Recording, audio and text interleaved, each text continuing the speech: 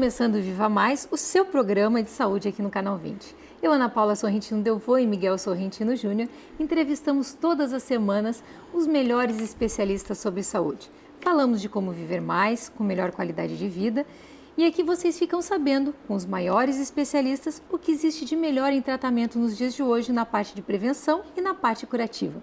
Vocês também poderão participar sugerindo assuntos e pautas através do nosso site www.programavivamais.com.br.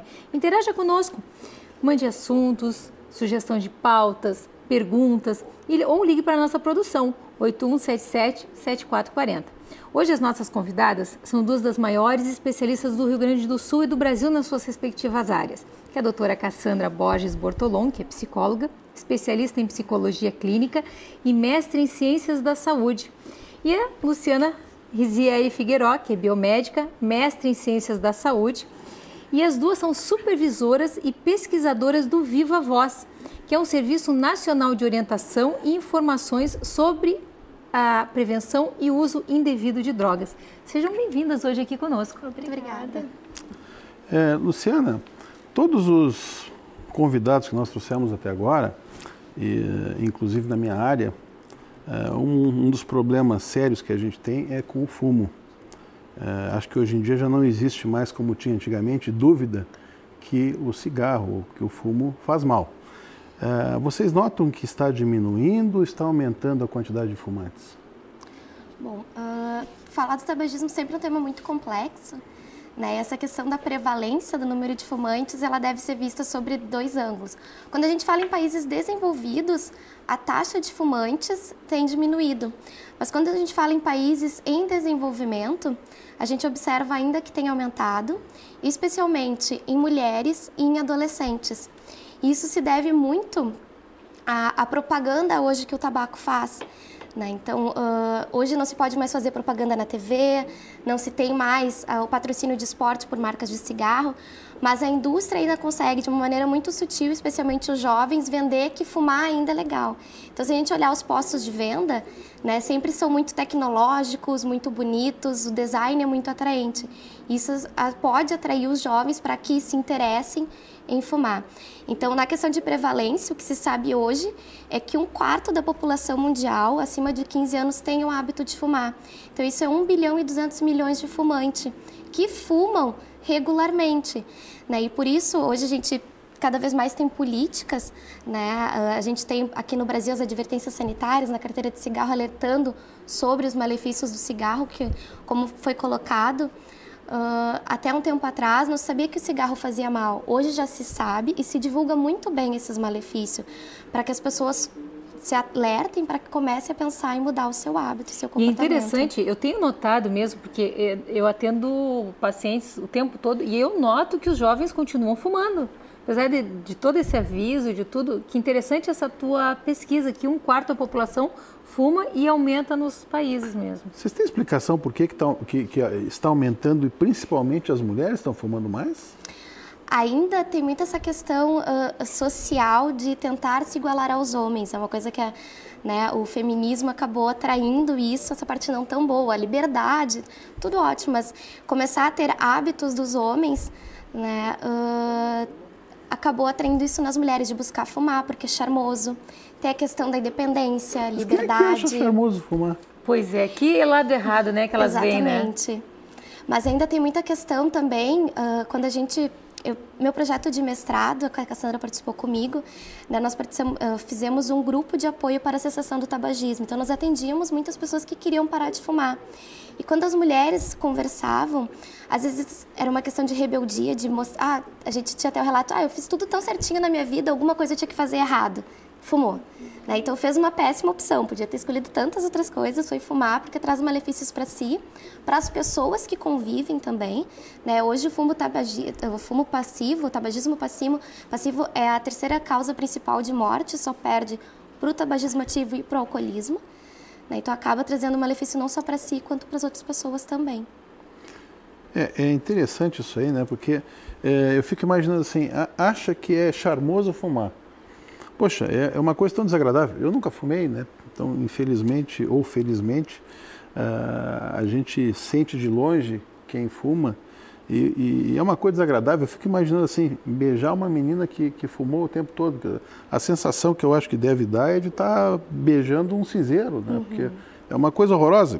Se alguém ainda acha que isso é charmoso, que hoje em dia já se sabe que é um problema. Por que as autoridades pararam de investir em propaganda favorável? Eu me lembro na época que eu estava na faculdade, que o pessoal dizia nas cadeiras de pneumologia e tal, que o que se gastava com saúde pública era 3 vezes mais do que eles arrecadavam com a venda do cigarro. Então o que o pessoal se deu conta? Que se arrecadava 10 com a venda do cigarro, gastava 30, porque o cara ia parar com enfisema de pulmão, com câncer de pulmão.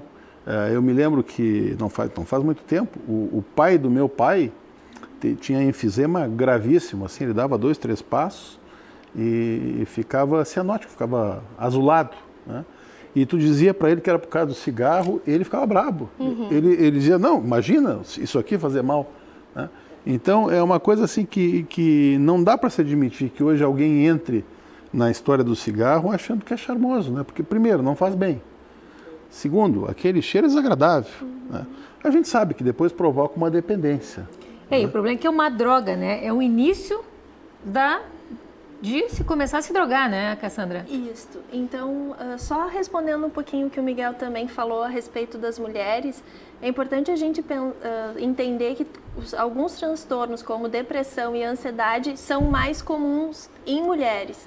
E o uso de alguma substância, algumas vezes, está associado a algum outro transtorno.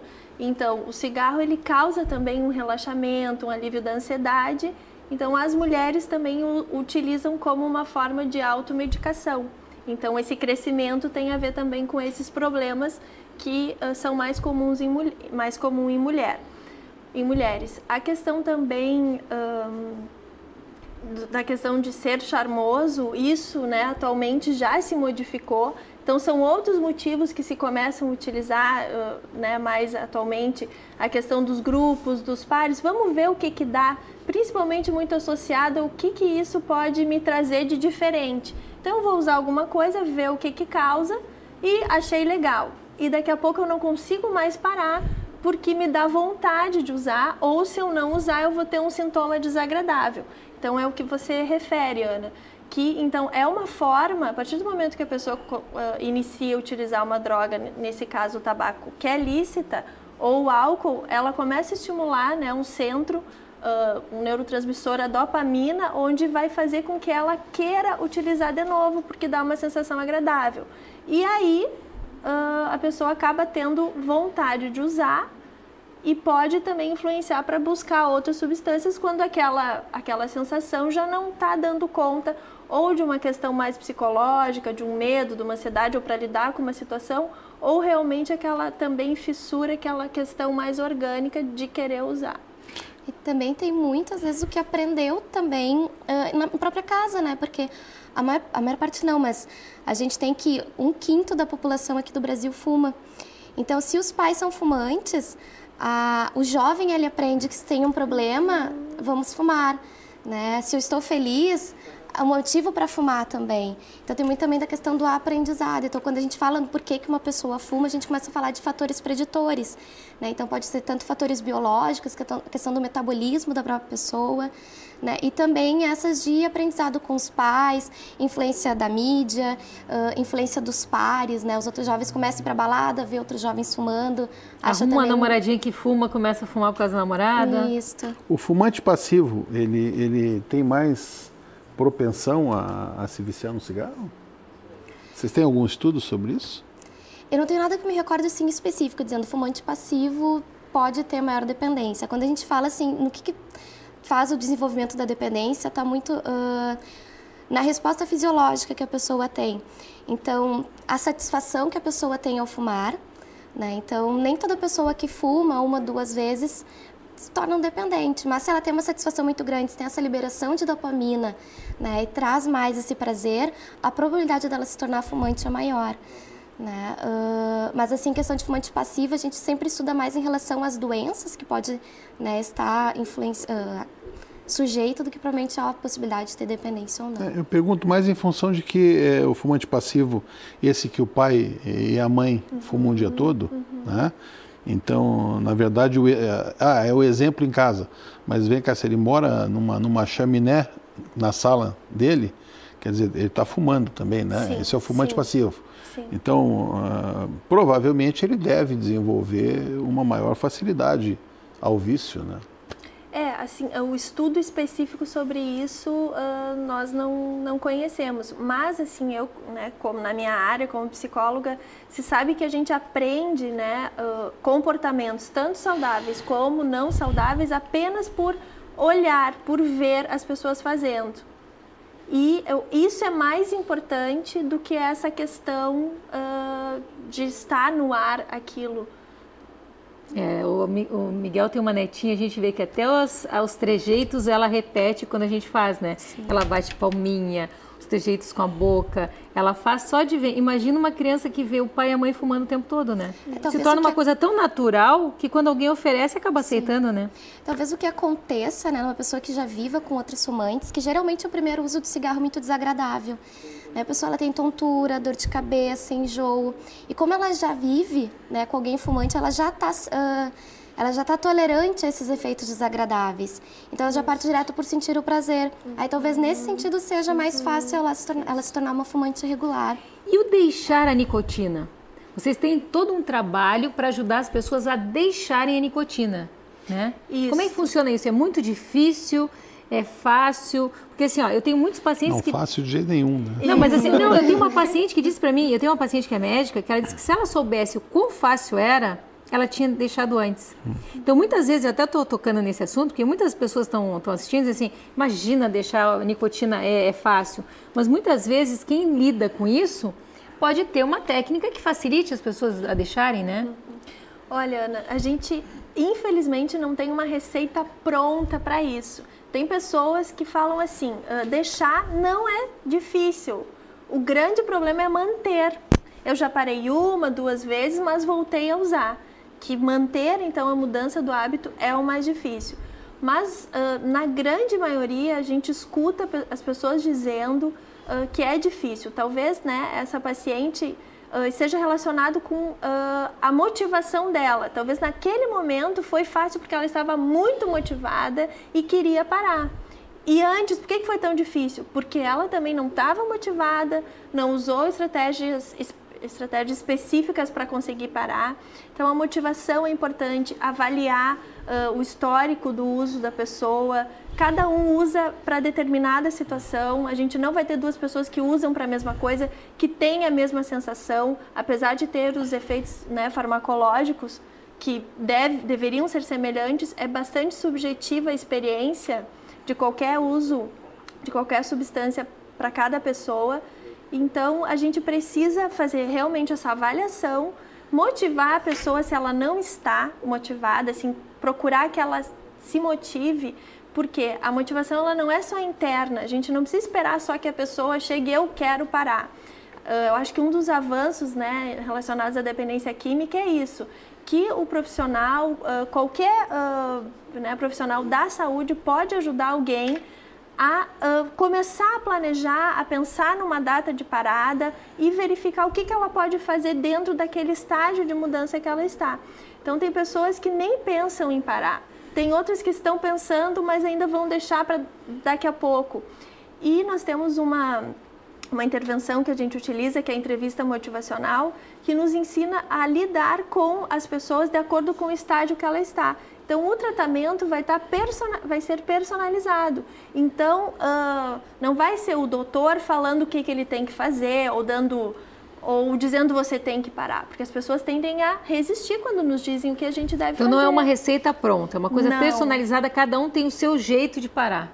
Tem o seu jeito e o que, né, no caso eu e a Luciana auxiliamos. Desse jeito, o que pode dar certo, outras ferramentas que outras pessoas utilizaram, um planejamento específico, tem que haver mudanças de hábitos.